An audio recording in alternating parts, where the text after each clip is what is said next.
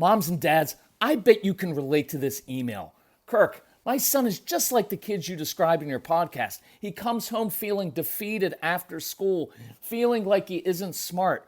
But I got him Crunch Labs and he loves it. Building the new toy and watching Mark Rober makes him feel smart. And then he explains, talking a million miles a minute, like our kids do, all the cool science facts he's learned. It's like I get my real kid back when he's building his Crunch Labs toy. And that is exactly why I was so psyched when my niece first told me how her son loves Crunch Lab. Confession, this is the one sponsor I wanted more than any other because it's such a perfect fit for our kids. So go to crunchlabs.com/calm and you'll see why. Crunch Labs is a STEM monthly subscription build box for kids. Your kids get a really fun toy in the mail every month. And what kid doesn't love that? And then they put it together by watching a step-by-step video from former NASA engineer Mark Rober, where he teaches all the cool physics that make the toy work. Mark's passion is helping kids think like engineers. And this helps your kids develop resilience and problem-solving skills while having a ton of fun. Get your kids something they will actually love, use, and look forward to getting all throughout the coming year. Build your child's confidence now. Visit crunchlabs.com/calm and get your kids Crunch Labs today. When you bring your child home for the first time, you want a baby monitor you can trust. When you choose Stork, you choose technology trusted to monitor 10 million babies in hospitals every year. Stork continuously tracks your baby's pulse rate, oxygen saturation, and temperature. Visit MassimoStork.com to learn more. Stork, a revolutionary baby monitor, is born. Stork is not a medical device. Read and understand all product labeling. Massimo data on file. So, do you have a child who is a relentless arguer, who pushes your buttons all the time? Well, of course you do, because why else would you be listening to the Calm Parenting Podcast? We have that kind of son as well. And today I want to give you some scripts to use, a new way to look at your child, some very specific things to say to them in the moment, and a different way to view these kids, because that often changes everything. We know this because we have that son. His name is Casey, and if you ever need any help, reach out to Casey, CASEY, at celebratecalm.com. Tell us about your family. What are you struggling with? Ages of the kids. We'll reply back with very specific, concrete strategies, insights. If we can help you get our resources, we can put together a custom package within your budget. We also have a big sale, and this week the focus is going to be on the No BS program. It's one of my favorite things we've ever put together. It is 25 very specific action steps that you take to rebuild, repair your relationship with this child, whether they are 4 or 14 or any age in between or even older. So I wanted to go through just one of the 25 steps here, and I had titled it, Call Out the Positive Traits You Admire. I could easily put this as stopping a child from arguing and pushing your buttons, but I wanted to make it positive. So let's roll with this. So I promise that most of us have never really done this because it sounds weird and kind of counterintuitive when you have a child who is kind of relentlessly arguing with you, and you look at this child and he doesn't appear motivated, right? Because he just plays video games all the time and puts in the minimal amount of work necessary just to get by. So this is going to sound very counterintuitive to you, but I want to do it, right? And part of the problem is we are so busy trying to fix what we think is wrong with our kids that we never really appreciate the very qualities that should define them, right? And so I want you to add this phrase to your daily vocabulary. Write it down. Send it into an email to yourself in the subject line.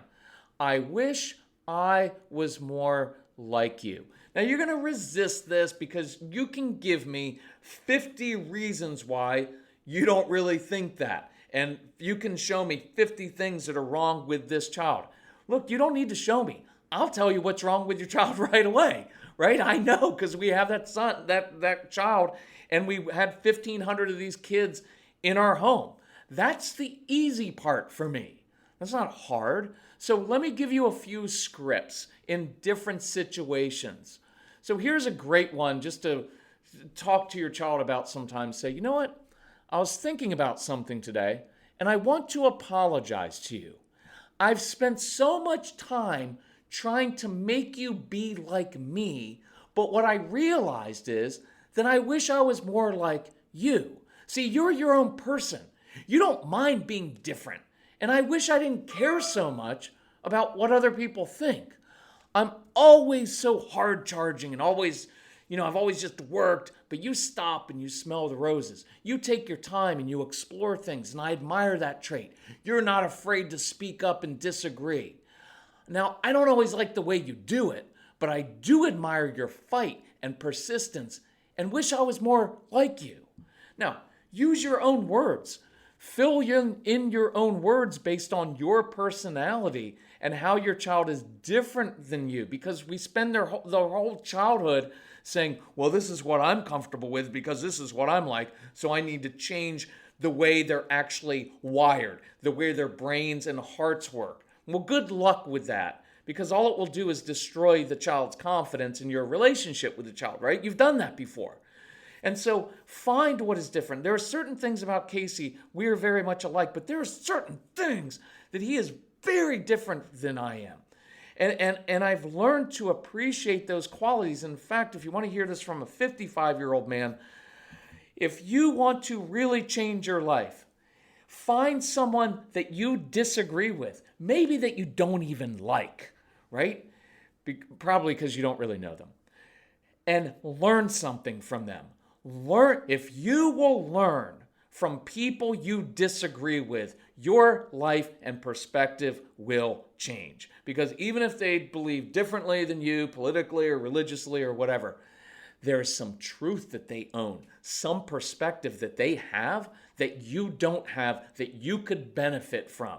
And we get all rigid and left hemisphere, all right, and we're always like, well, they're X. I can't learn anything from them. And you just shut yourself off from knowledge and wisdom.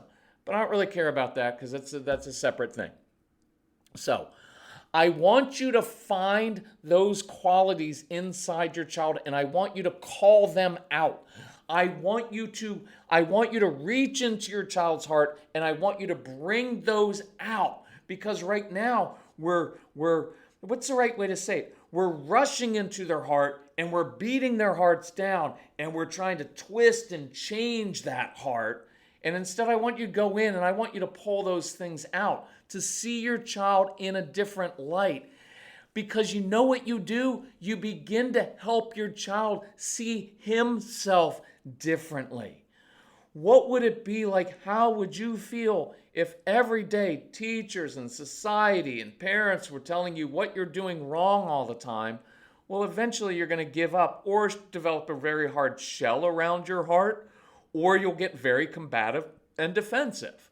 So part of this is for you because you get to see your child differently, but it's also to help your child actually see himself differently. So let me give you this one. You've got a relentless arguer. I get that. So diffuse the power struggle. Talk to them. Teach. Stop, react. I can't believe that you would use that tone. Why can't you ever take no for an answer? And we're pleading and berating and we're lecturing and we're being snotty with them. There's no need to be snotty. I'm the grown adult. I'm the leader in the home. So watch, I can have this talk with my child right in the middle of that child relentlessly arguing and badgering me 53 times for the same thing that I've said no to 59 times before. You know what I admire about you? When you care about something, you use that strategic brain of yours to figure out my objections proactively and then come up with reasons to overcome my objections. That's really good thinking. That's what a top-notch salesperson who's really effective and makes lots of money, that's what they do. And when I say no, you don't stop because you are persistent when you care about something. And that's a phenomenal quality. And I wish I was a little bit more assertive about what I wanted. Because the truth is, and you don't have to say this to your child, many of you are very resentful and you're passive aggressive because you don't speak up for yourself because you've got all kinds of issues in there, which we all do, no blame and guilt, but you've got all kinds of issues, right? And why you're not assertive about your needs, right? Well, I just don't feel like I don't want to bother people. Yeah, you have a self-respect issue and you also have a worthiness issue because you think that you're bothering people. True? And that's why you've got to work on yourself. I always know, and now I'm back to talking to your child, I always know what you want because you tell me. Now, badgering me, saying disrespectful things to me, never gets you what you want. See, I can address that, but I don't have to be whiny and snotty about me. How many of us as parents are like, well, my children whine all the time? And when we do live workshops, which we're doing again, so reach out to Casey and schedule that, bring us to your town. I always ask parents, like, they'll be like, could you address whining? And my question is, you mean in your children or in you? Right? Because we do. My kids never stop whining. Why? They can't take no. And I'm like, you're whining about it, right? And I get it. It's hard. I'm not knocking you for it. I'm just making light of it because we all do these things, right? So, now badgering and saying disrespectful things to me never gets you what you want. See, that's just a statement of fact. It's just true. You can badger me all day long. It's not going to work. You just end up in tears. But if you want to come help me cook dinner, right? That's the motion. That's the movement. That's drawing. That's leading. Now I'm problem solving. See, I'm teaching you this doesn't work. But if you want to come join me and do something, I bet we could use that great brain of yours and that persistence to come up with a solution. Because I know that you really like money. You're a born entrepreneur and you're not afraid to take risks. Another quality that I love because I'm way too cautious in life. So if you want, I bet we could brainstorm 3 different ways you could earn enough money to buy that thing you want so badly so that you don't have to waste time demanding it from me because it's not going to happen. Right? Does that make sense? I'm teaching. I'm just talking to my child, I'm giving them perspective. I think you've heard me say that before. It's not about, well, I just need to teach them life lessons. No, I'm just giving perspective. The way that you're handling it right now doesn't work. You won't get what you want. But you've got a really awesome brain and you're persistent and you're a good thinker and you're strategic and you've got a big heart and you want to help other people. You want to use those traits? I am all over that. Let me give you this one. I wasn't going to plan on doing this, but this really changed my relationship with Casey very much. When he was about 11, 12, 13, he was playing video games quite a bit, like your kids, right? And so he's playing Call of Duty too. And I used to go in and lecture him and say, when I was a kid, we were outside playing football and doing other things, and this is just going to rot your brain. Well, he never said, Dad, thanks for the wisdom. I didn't realize that what I was doing was so unhealthy for my brain. They don't care. So one day I walked into his room and I sat down and I said, I'm curious. It's another phrase you're going to learn in the No BS program, how to use it. And it's wonderful because it says, I'm curious. I want to learn. I want to listen, right? Hey, I'm curious, Case. You seem to really like this game. And I'm curious, what do you get out of it? And so I heard all these things like, oh, well, it's order. I know exactly what to expect when I'm playing and I'm really good at it. And I connect with other people when I'm playing and it's a challenge. And so I went away and I thought about it. And I came back in his room a day or two later and I said, Casey, you know what I just realized? You are actually goal-oriented, focused, motivated, and persistent when you're playing your video games, right? Now, inside what I was thinking is, but you're none of those things when you're doing schoolwork or chores or anything we ask you to do. But the truth is, your kids are goal-oriented. Why? They're goal-oriented because their goal in life is to get the high score or get to the next level of their video game or win, right? Or get a certain number of likes. They're focused. In fact, they can hyper-focus because when your kids care about something, their brain is stimulated and they can actually focus for a long period of time and get very hyper-focused, which is a phenomenal quality. Not necessarily used in school all the time, but in the real world, absolutely. They're motivated. Again, not motivated by what you want them to do, but they are highly motivated kids when they care about something. And that's why a large part of this No BS program is following and learning about their curiosity and giving them opportunities to pursue that, because your kids are into certain things, right? Whether it is martial arts or history or making things or creating things or certain physical things, they love it. And always stop doing that because you don't get a grade for that. But they're highly motivated in these areas. And we dismiss it because they're not motivated to things we want them to be motivated by. And they're persistent because they will play that video game again and again and again and again and again until they finally win. And you have to deal with your own anxiety and your own control issues. And look, a lot of this is about your own view of your child. You just don't like the way they do stuff. And I get all the emails and I get on phone consultations like, well, how am I going to? I'm like, you need to change the way you see this child. Just because this child makes you uncomfortable doesn't mean you have the right to try to change who they are. That never works in life. And so once you can walk into that room, and I will challenge you with this, and look at your child and say, I've realized you are goal-oriented, motivated, focused, and persistent. Because when you play your video games, when you do X activity, man, you can lock in on that and you don't give up. And that's a phenomenal trait. And I can't wait to see how you use that later in life. Because when you do, you are going to be an unstoppable force. And you know what I just did? I just gave my child look, this almost, whenever I feel myself about to cry, it's important. I just helped my child have a different vision for his life. What I'm saying is, I have the wisdom and I have the perspective to see that when you find your passion in life, nothing is going to hold you back. Because until now, what schools and teachers and parents and everybody has said about your child is all the negative things of how they can't focus and they're not motivated. They're not applying themselves and they won't push through. Total BS. It's not true.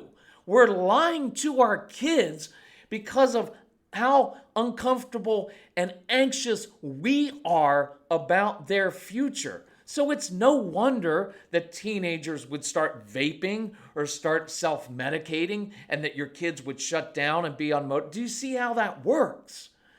You need to be the one who has the bigger vision, who's mature enough and wise enough to control. Look, I tell Casey at times, I want to swear on this podcast. It's not going to be cool. It's because there's something guttural inside to say, stop thinking about your freaking self. This isn't about you, mom and dad. It's not about me. It's about a child. They're a child. And even if they're 17, they're a child. I was a 40-year-old child who didn't grow up until I was about 40. And if you want to know the truth, I'm 55. And in many ways, I'm still a child. I'm still dealing with childhood stuff. I still act like a big baby at times, right? So it's not an excuse for a child's behavior, but this isn't about you and how uncomfortable it makes you and how you're fearful for their... Of course you are.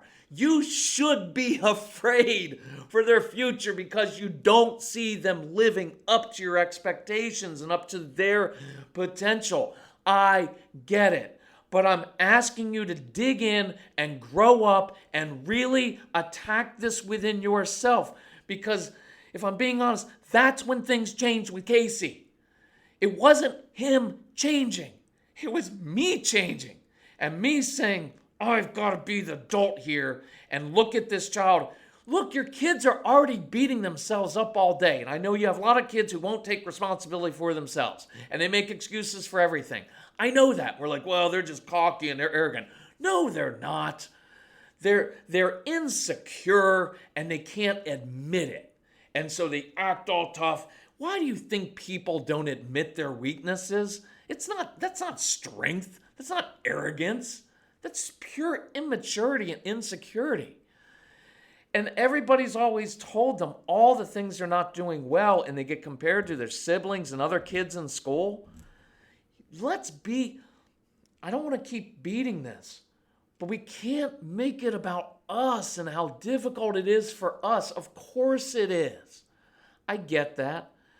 But you've got to change the way you see this child. I was doing this phone consultation one day, and I made this discovery, and it was huge for me because I was really struggling to help this family. Because when I do the phone consultation, it's like, okay, you're paying me some money, and I'm on the hook here. Like I've told you, I can do this, and I really dig in, and it's very personal, right? I don't just throw out pat answers that the regular therapists and other people are like, well, you just need to be consistent and follow through. It's like, duh, you've already done that.